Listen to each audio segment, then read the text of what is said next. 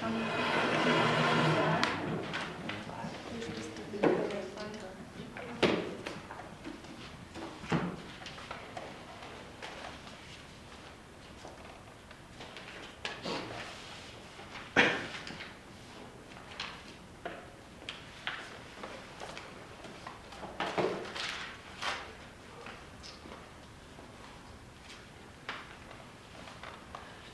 evening. I would like to thank y'all, first of all, for joining us tonight. And the topic that I would like to present is the White Sands Mustangs to the west of us. They are an indigenous species to our area. And the reason that I chose this topic is these native creatures to our area, they tolerated some abuse that they did not deserve, and inhumane treatment as well. And they received this treatment from people that were deemed their saviors. I'd like to, excuse me, I'd like to ask an audience member if they happen to know the definition of ethnic cleansing and also be able to give an example of ethnic cleansing. Well, I think ethnic cleansing would be to deliberately get rid of maybe a certain race of people, or maybe even a certain species of animal. Absolutely. And can you think of an example of this happening that you can remember in your lifetime? In my lifetime, I think in Guatemala in the early 1980s, I think like 100,000 Mayan Indians were killed. Absolutely. The event that comes to my mind is actually Hitler and the Nazi regime, and that he was exterminating Jews. And myself, in my mind, I can relate what happened to these White Sands Mustangs to ethnic cleansing of a sort.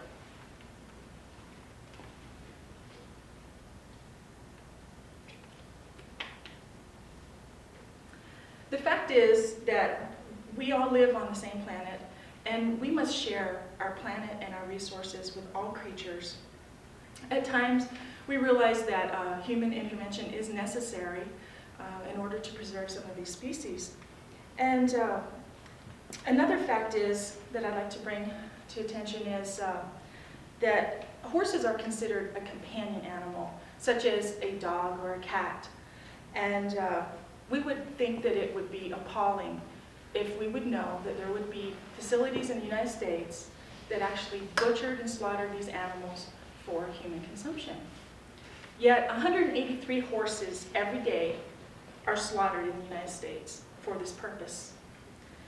The meat is being sold to other countries for consumption, as high as $20 a pound. So it's a very profitable venture. I've always loved animals, and I've always wanted a Mustang since I was a little bitty kid from the West. Used to watch Westerns. And so in 1995, there was an opportunity to adopt these mixed blood Mustangs, feral horses, from the missile range. And now, you might not be familiar with the word feral. Feral is a definition of an animal that was once domesticated, and then it turned wild again for whatever reason, because it escaped and it needed to go back to and rely on its natural instincts for survival. So after I adopted my White Sands Missile Range Mustang, her name's Whinny, I started doing research on her and her relatives. There's several points that I'd like to discuss tonight. One of them is the history of how did these horses get to the United States? What are their origination?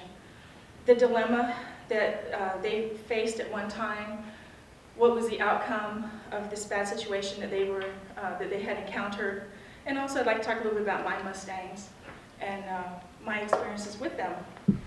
And I'd like to share these overheads. At one time, North America did have horses, but these horses became extinct because there were other animals as well, such as the saber-toothed tiger, the mammoth buffalo. they all went extinct for some reason or another, ice age, flood, whatever. So then the next population of horses were found around Africa, actually. And the Arabian is one of the oldest breeds of horses. All other breeds of horses came from the Arabians. As you can see, they originated from the Asiatic wild stock, which these were just the horses, and they bred naturally. Humans started intervening, and they would selectively take the better animals, breed them together. We got Arabians.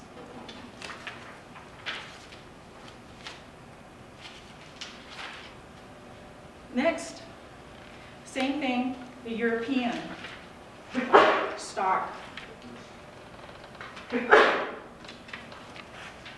Through selective breeding, we acquired the barb. Again,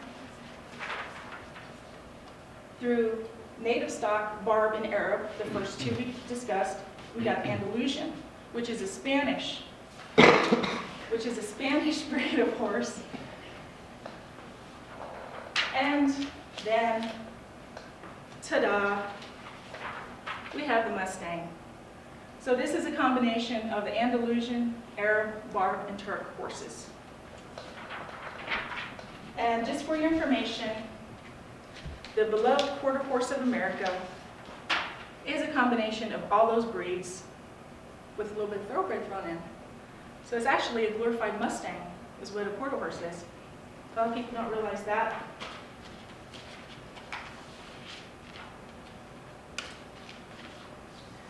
And so,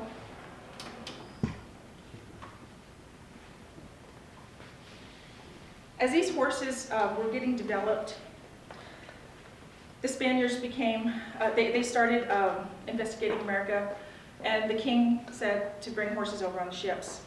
And the Indians did a great task of spreading them across the United States. Also the cowboys, the Europeans came over, started ranching, stock and all, and they would interbreed with these Mustang horses in order to make their horses more durable, stronger, hardier. There was a dilemma that happened in the 1940s. The ranchers were kicked off of their land out to the west, the White Sands area, because the federal government kicked them off. They had to leave their stock there. These Mustangs came interbred with these nice ranch stock horses, and that's how we had our bands. In 1994, there was a very bad drought in this area. Horses had no water, they had no food. The personnel over in the missile range, they started shooting these horses because they were starving to death, they were weak and all. There were some people that didn't approve of that practice, so they intervened. They brought it to the attention of the press, and then the BLM stepped in because those animals belonged to the federal government. BLM, what they do is they hold auctions to remove these animals. There was an auction held. At the fairgrounds. That's where I got my Mustang, and my girlfriend got hers. One in Tularosa, one in Albuquerque, and then they were sent to other facilities to distribute as well. There was 1,125 horses removed from the missile range. And our contract stated that we kept these animals for 1 year, and then when we received titleship to these horses, and in that year, we had to take care of these horses and not dispose of them in any way. In November of 1999, the Alamogordo Daily News ran a newspaper article that said they had received indication that over 200 horses had been sent to the slaughterhouse before the year was up, way before the year was up. And you purchase these horses for $125, take them to the killers, turn it fast buck. They'll give you between $500 and $600 for a horse. So I don't know if y'all want me to go into how a horse is slaughtered. It's a horrible procedure. A lot of times they aren't even dead by the time they get processed. It's very sad. My Mustang is one of my best friends. She's a beautiful horse. She was scraggly, ugly little thing. But from what she had went through, by the hands of these humans, they handled her pretty roughly. She had given in. She had already submitted to humans, so she was very easy to break, to train, to handle. She's a fabulous little horse. And actually, I have it right now, a picture. This is Whinny. This is Eclipse. This is her son that she had like about 2 years later. And then that's another picture of her and her son in the paddock. But my purpose here tonight is to also show you, if you ever want a Mustang, there's a lot of literature out, how you can train, how you can gentle break your horse to where there's no trauma, and they bond to you and they trust you as a herd member. And that is one way that you will not get hurt. Another reason is, what can you do? If you think that this is an inhumane practice that should be done away with in America, there's 4 slaughterhouses in the nation. This one I just received in the mail is to write letters to your congressperson to tell them to shut down these slaughterhouses. This is a wild horse sanctuary that's in South Dakota that you can go visit. You can pay $25 to take a bus tour with so many people, and that helps support these horses on thousands of acres of land. In turn of the century, there were 2 million Mustangs that ran free. They said that 20 miles were covered in a stretch when these bands would run. Today, there's 50,000 left in the United States. And in closing, I would like for y'all to meditate on these words, one of my favorite authors, Henry David Thoreau. And when we lose this vision, we'll lose a lot of ourselves. Thank you.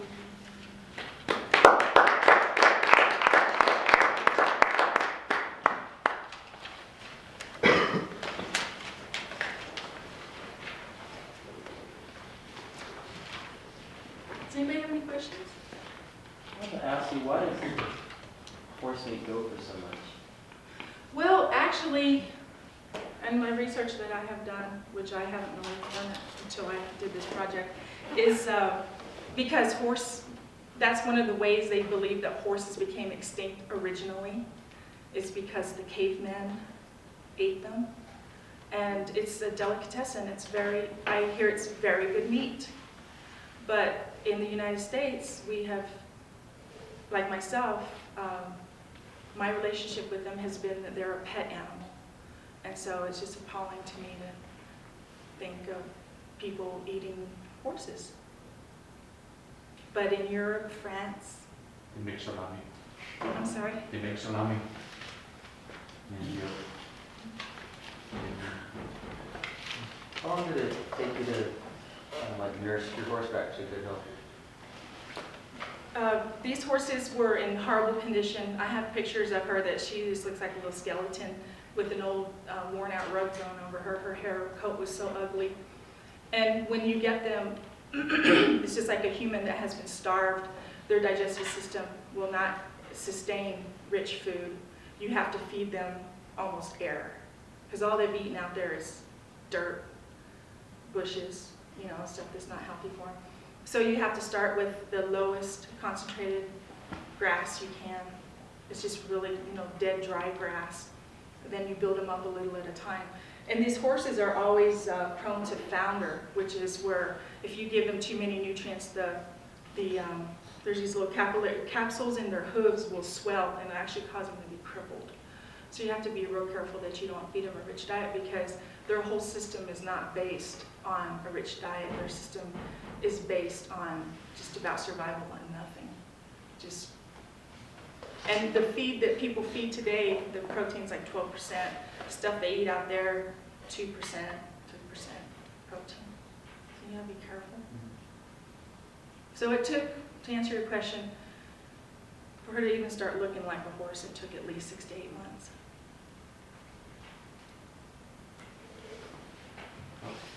One more question. Did the BLM, the federal government, take action against the people who did not uphold their contract that they signed? No, actually, I signed a contract for my horse, my friend signed one for her horse. I called her last night, and she says that she still hasn't gotten the title to her horse, and we adopted these horses in 1995.